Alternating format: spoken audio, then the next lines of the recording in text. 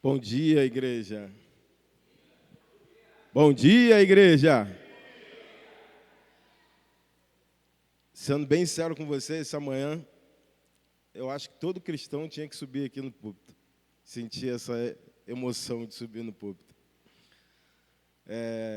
Agradeço aí à igreja pela confiança na minha pessoa.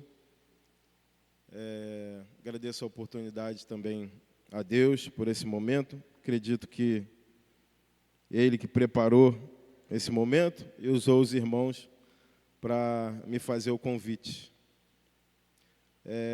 Esse mês a gente comemora 108 anos da Reforma Protestante. E ao longo dessa semana, nós temos caminhado em diversas reflexões. Já caminhamos aqui sobre os solas Christus, sola fide e sola gratia. São fundamentos que partiram de ação de homens de Deus, como Martim Lutero, Ulrich Zwingli e o próprio Calvino, que lá pelo século XVI lutaram por ensinamentos errados da Igreja Católica. Ensinamentos esses que nós ainda vemos nos dias de hoje, né? Ao longo dos anos, a Igreja não mudou, continua com ensinamentos ainda errados, que nós vamos ver agora, alguns deles, né?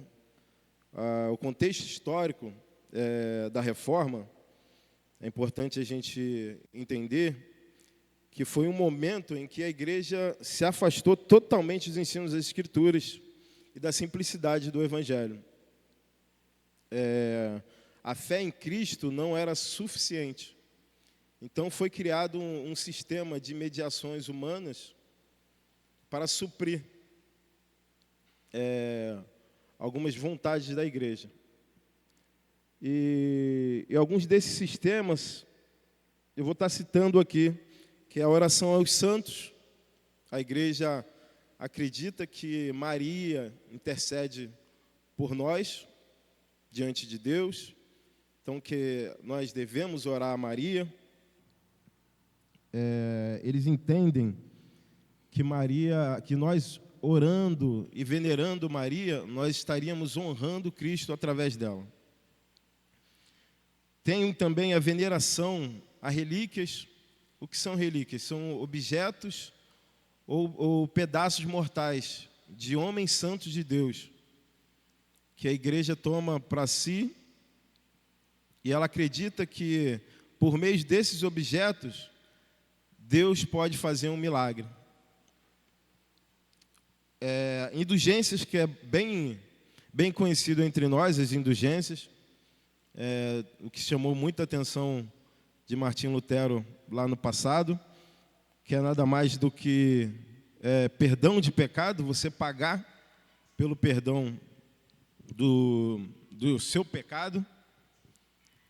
A Igreja Católica, ela entende que existe uma pena eterna e uma pena temporal. O que seria a pena eterna? A pena eterna é que a pessoa morre e vai direto para o inferno.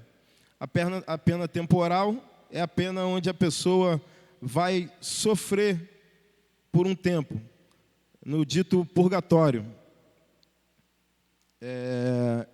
E aí, no passado, Lutero lutou contra isso, porque a igreja usava essa forma para angariar recursos, dizendo que as pessoas poderiam pagar para os seus entes queridos sair do purgatório e ter o acesso ao céu. A igreja também acredita na intercessão sacerdotal, como se o Papa fosse o representante de Deus na terra. Não só o Papa, mas o Padre é um representante de Cristo, dito assim. Então, esses ensinamentos que foram do passado e até hoje, ainda mais nós brasileiros que somos formados num país totalmente católico, isso acabou inculcando na ideia de muitas pessoas até hoje. Eu estou falando de algo que foi lutado no século XVI, mas até hoje a igreja continua com esses ensinamentos errados. Esses ensinamentos, como eu disse no início, é que Cristo não basta. Sempre há algo mais a se acrescentar. E se nós trazermos para o nosso tempo também hoje, dizendo isso que eu falei, como nós somos um país formado pela Igreja Católica, muitos dos irmãos que se convertem ao cristianismo protestante ainda vêm com uma ideia de que a vida cristã é somente você acumular méritos.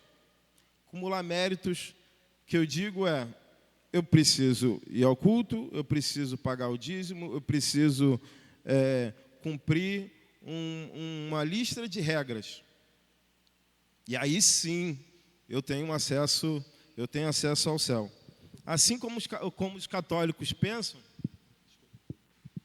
muitos protestantes também têm esse tipo de pensamento equivocado sobre a palavra de Deus. A vida cristã não é acumular méritos.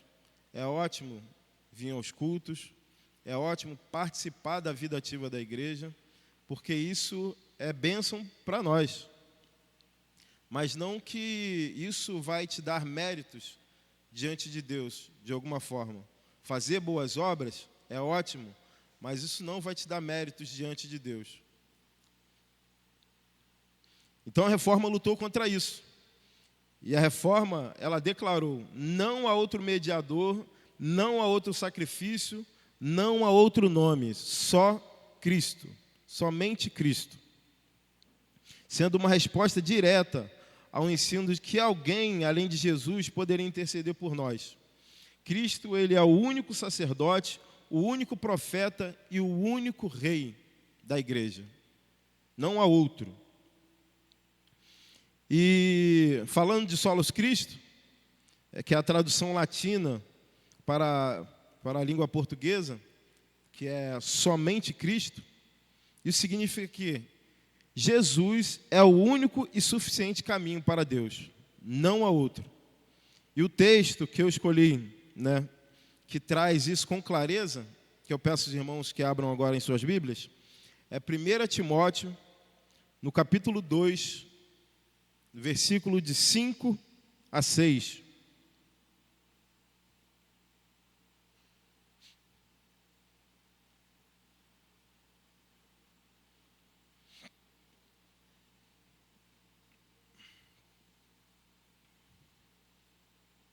Podemos? Diz assim a palavra de Deus: pois há um só Deus e um só mediador entre Deus e os homens, o homem Cristo Jesus, o qual entregou a si mesmo como resgate por todos.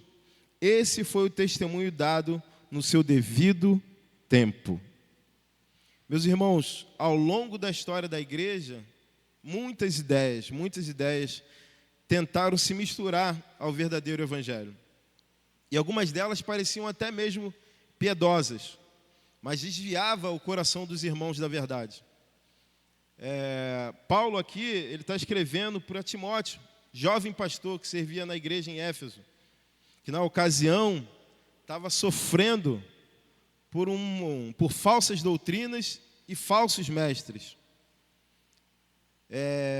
Eu anotei algumas das doutrinas que Timóteo teve que combater nesse tempo, e até hoje a igreja tem que combater, porque ao longo do tempo, esses pensamentos errados, essas doutrinas, foram entrando devagar, até mesmo nas nossas igrejas, meus irmãos.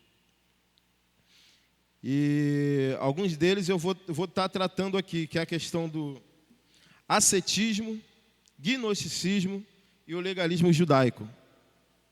Que é o ascetismo? É um estilo de vida de extrema abnegação em que a pessoa renunciava todo o prazer ou conforto terreno, acreditando assim que isso traz uma proximidade dela com Deus. Talvez os irmãos já tenham conhecido alguém em alguma igreja, em alguma denominação, que pensa assim, dessa forma, que conforme eu vou me abnegando de alguns prazeres que são legítimos, tá? Não estou falando de pecado, mas alguns prazeres que são legítimos do ser humano, e ela acha que essa abnegação releva ela a Deus. Outro que a igreja combate até hoje é o gnosticismo, que dizia que a salvação vinha por um meio de um conhecimento secreto, reservado a poucos, e que o mundo material era mau. Essa falsa doutrina, meus irmãos, ela negava a realidade da encarnação de Jesus Cristo. Por quê? Porque como a matéria é mal, e para eles o espírito é bom e a matéria é mal, então o espírito se rebaixaria, Deus estaria se rebaixando em se encarnar num corpo que é mau. Num corpo que é mau. Então isso faz com que eles neguem a encarnação de Cristo. Outro que também nós vemos em algumas denominações é o legalismo judaico. A ideia é que você será salvo por cumprir a lei lá de Moisés. Você será salvo por cumprir toda a lei de Moisés. Se você cair numa lei, esquece. E esses homens aqui, legalistas, eles são aqueles que queriam que os gentios que acabaram de se converter ao Evangelho se circuncidassem. E a igreja também teve que lutar contra isso.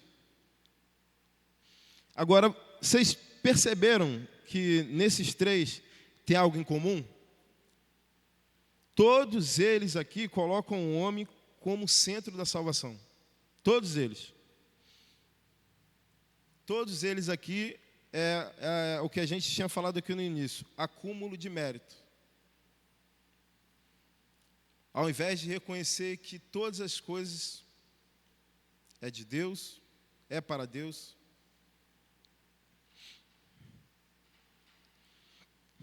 Caminhando mais um pouco, meus irmãos, Paulo diz lá no versículo 5, há um só Deus e um só mediador entre Deus e os homens, Jesus Cristo, homem. Paulo faz uma declaração totalmente cristocêntrica, que é a base, meu irmão, é a base do cristianismo. Nós não cremos em três deuses, nós cremos em um Deus. E há um caminho para esse Deus. Paulo faz essa afirmação numa cultura que havia vários deuses. Uma cultura como a nossa hoje, muitas religiões. E ele aplica aqui o monoteísmo judaico-cristão, baseando-se no Antigo Testamento, onde diz lá em Deuteronômio 6,4: ouve, ó Israel, o Senhor, nosso Deus, é o único Senhor.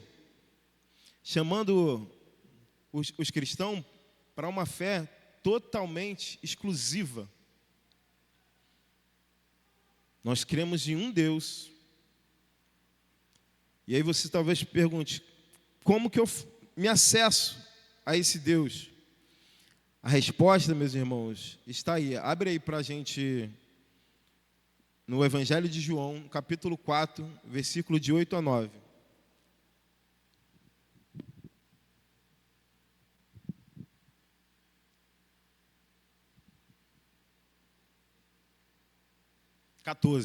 Desculpa. 14, de 8 a 9. Isso. Filipe disse: Senhor, mostre-nos o Pai, e ficaremos satisfeitos. Jesus respondeu: Filipe, estive com você todo esse tempo e você ainda não sabe quem eu sou? Quem me vê, vê o Pai. Então, por que me pede para mostrar o Pai?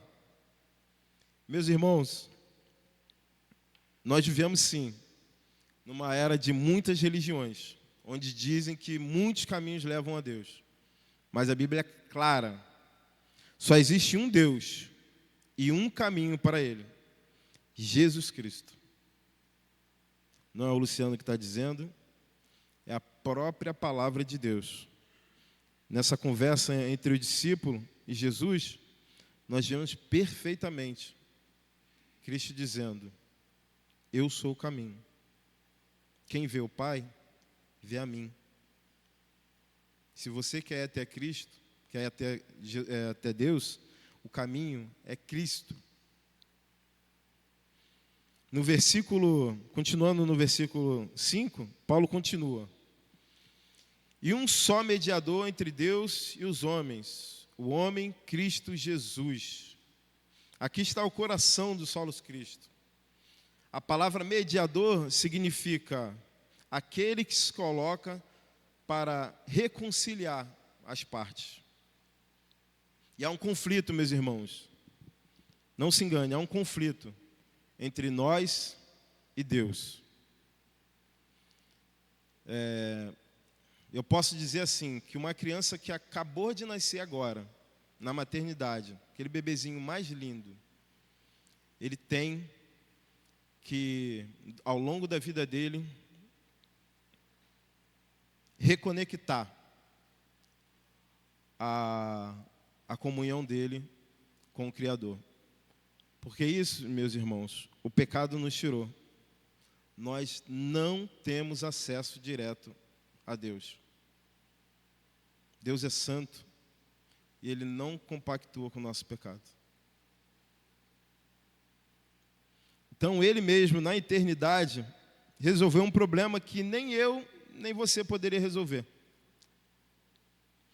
Então, desde o bebezinho até o mais idoso, ele necessita de Cristo. Isso traz para a gente a urgência do Evangelho. Por quê? Porque tem diversas pessoas, meus irmãos, que estão caminhando a passo largo para o inferno. Querido irmão, se alguém que não confessa Jesus Cristo e diz que conhece a Deus, ele criou um Deus na sua própria cabeça, do seu próprio pensamento, porque o único caminho é Jesus. Se ele não conhece a Jesus, ele não conhece a Deus. Então não se engane, porque muitas das religiões vão falar de Deus. Mas o que importa é qual o caminho que te leva a Deus. Qual é esse caminho? Então, meus irmãos, nós podemos constatar em Isaías 59, no versículo 2, que diz assim: mas as suas maldades separam vocês do seu Deus. Os seus pecados escondem de vocês o rosto dele, e por isso ele não os ouvirá. Querido irmão, a palavra é clara. O nosso pecado esconde o rosto de Deus. Quando nós pecamos, é igual Adão e Eva no passado. Eles pecaram e se esconderam. E é assim nós hoje também. Quando nós pecamos, nós nos escondemos de Deus. E o único caminho, meu irmão, não é nenhum papa, não é nenhum pastor, não são boas obras. A única forma de preencher esse abismo é Jesus Cristo. Ele é o único caminho, Ele é o único mediador. Por quê? E você pergunta por quê? Cristo, ele é verdadeiramente Deus e verdadeiramente homem. Algo que é muito importante nós entendermos, meus irmãos, que ele representa a parte divina e representa a parte humana. Cristo está a esse momento diante de Deus como homem, com o corpo que ele viveu aqui na terra, ele está lá diante de Deus, intercedendo por mim e por você. Somente aquele que é Deus e homem pode reconciliar ambos. Nenhum outro ser tem essa natureza. Por isso, orar aos santos ou confiar em méritos humanos é negar a suficiência do mediador perfeito, que é Jesus Cristo. No verso 6, diz assim: o qual se entregou a si mesmo como resgate por todos. A primeira parte do verso destaca a voluntária e ativa obra de Jesus Cristo. Se entregou. Jesus não foi uma vítima relutante, uma força externa que colocou Jesus na cruz. Não, meu irmão, não foi assim. Ele abraçou a cruz. Ele abraçou a cruz por mim e por você. Jesus poderia ter negado e dito assim, ó, não, porque nem eu nem você merecemos, meus irmãos. Nem eu nem você merecemos. Ele não viu nada de bom, nem em mim, nem em você. Não há nada de bom no meu, no seu coração. Mas ele abraçou a cruz por amor a mim e a você.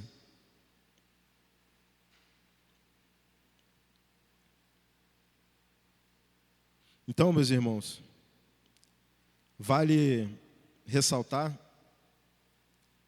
que a minha liberdade e a sua foi com sangue.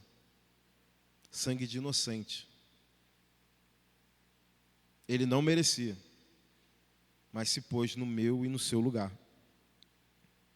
Já na segunda parte aqui do versículo, nós vemos a expressão todos, que na teologia reformada, o significado deve ser entendido no seu contexto imediato. O apóstolo aqui chama a igreja, se você olhar no versículo anterior, no capítulo anterior, Paulo está falando para Timóteo como deve conduzir o culto, e ele está dizendo aqui que nós devemos orar por todos os homens, e que a vontade de Deus é que todos os homens sejam salvos. E muitas das vezes, meus irmãos, esse todo, até no nosso meio cristão, é entendido errado. Que muitos acham que esse todo é como que Cristo tivesse morrido por todas as pessoas. E se você olhar o texto, não são todas as pessoas, são classes de pessoas. Por quê? Porque ele vai dizer assim, reis, que nós devemos orar pelos reis, pelas autoridades. Então ele não está falando de todas as pessoas, mas de classe de pessoas. Porque, meu irmão, se nós colocássemos que Cristo morreu por todas as pessoas do mundo, nós caíríamos em dois erros. Um deles é o universalismo, que é achar que no final todo mundo será salvo. Se todo mundo será salvo, a Bíblia não fala isso. Nós estaremos contrariando o que a própria palavra fala. Nem todos serão salvos. Outro erro muito comum é diminuir o sacrifício de Jesus Cristo. Porque se nós dissermos que Cristo morreu por todas as pessoas e sabemos que nem todas as pessoas vão para o céu, nós diminuiríamos o sacrifício de Jesus. Porque ele morreu por todos e nem todos vão para o céu. Então não foi eficaz. Compreende, meus irmãos? O todo. Então, quando a Bíblia fala de todos, ela fala de negro, branco, pobre, rico, judeu, gentil. Ela não está falando de todo o mundo, mas de todas as classes. Agora, como nós podemos aplicar somente Cristo na nossa vida diária? Primeiro ponto, somente Cristo é suficiente para a salvação. Nenhum ritual, sacramento ou boa obra pode completar aquilo que Cristo já consumou. Então, meus irmãos, como eu falei aqui no começo, é ótimo estar no culto, é ótimo fazer parte do corpo de Cristo aqui, a igreja, é ótimo, mas isso não garante a sua salvação. É ótimo ter bons pastores como nós temos aqui, mas confiar nos homens, isso não garante a sua salvação. Segundo ponto, somente Cristo é suficiente para a intercessão. Ele é o sumo sacerdote. Não precisamos de mediadores humanos. Podemos entrar diretamente na presença de Deus no nome de Jesus. Você já se perguntou por que sempre que nós oramos, oramos no nome de Jesus? Por que não é no meu nome, no seu nome? Porque é Ele, através do Espírito Santo, que leva as nossas orações diante do Pai. Porque, como eu disse aqui, meu irmão, nem eu nem você temos acesso a Deus. A ponte que nos reconecta é Jesus Cristo. Então, quando nós oramos no nome de Jesus. Tudo que nós fazemos e devemos fazer é no nome de Jesus. Terceiro ponto, somente Cristo é suficiente para a vida cristã. Ele é o caminho, a verdade e a vida. Tudo o que precisamos para viver e crescer espiritualmente está em Cristo. Lá em Colossenses diz que toda a plenitude está nele. Toda a plenitude está em Cristo. Então, tudo que você precisa é Cristo. É se debruçar e conhecer a obra de Cristo. Isso vai fazer diferença na sua vida, assim como fez diferença na minha vida.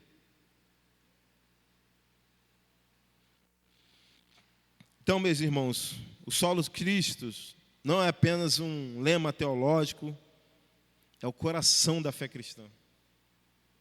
Paulo lembra Timóteo, há um só mediador. A reforma protestante, ela só ecoou aquilo que já estava escrito, mas os homens não quiseram ver. Vivemos em tempos, meus irmãos, em que muitos tentam substituir Cristo por métodos, líderes, ideologias, até mesmo sentimento. Mas a mensagem é clara, meus irmãos. Somente Cristo salva, somente Cristo intercede, somente Cristo é digno de glória. Creia, meus irmãos, no único mediador. Creia, meus irmãos. Não há outro nome, não há outro caminho e não há outra esperança. Somente Jesus Cristo. Ele é a nossa esperança. Ele é tudo que eu e você temos nessa vida. Então, meus irmãos, se você por acaso chegou essa manhã aqui achando que tem mérito por ter acordado cedo e vir ver esse pregador aqui, ou vir ter comunhão com os irmãos, você não tem mérito algum. Isso é graça. Graça de Deus sobre a sua vida. Porque eu e você estavam perdidos. Não fomos nós que buscamos ter acesso ou fizemos uma escavação para procurar onde Deus estava. Não. Foi Ele que veio até nós. O perdido somos nós. Nós somos o perdido. E pela graça de Deus, Ele achou muito de nós que estamos aqui essa manhã. Então, meus irmãos, aprendam. Somente Cristo salva. Ele é o único e suficiente Salvador da minha e da sua vida. Baixe sua cabeça, vamos orar. Senhor nosso Deus, nosso Pai, Deus Todo-Poderoso, louvado e engrandecido seja o Teu santo nome, Senhor. Obrigado, Pai, pela Tua palavra, que é viva e eficaz em nossos corações, Senhor. Senhor, coloque em nossa mente e nosso coração em honrar toda a obra que Jesus Cristo fez. Em meu favor, em favor dos nossos irmãos. Nós não merecemos, Senhor, a obra grandiosa que o Senhor fez para resgatar perdidos como eu e como muitos outros que o Senhor há de encontrar. Reacenda, Pai, nos nossos corações o desejo, o anseio por Jesus Cristo. Que o Senhor possa aumentar a nossa fé, Senhor. Que o Senhor possa endireitar as nossas veredas para que nós não sejamos tão vacilantes. Que nós possamos sair daqui hoje, Pai, querendo mais do Senhor, querendo Te conhecer mais, queremos entender mais quem o Senhor é e o que o Senhor fez por nós. Que a Tua graça, Pai, seja sobre nós nesse domingo, no nome santo de Jesus que nós oramos.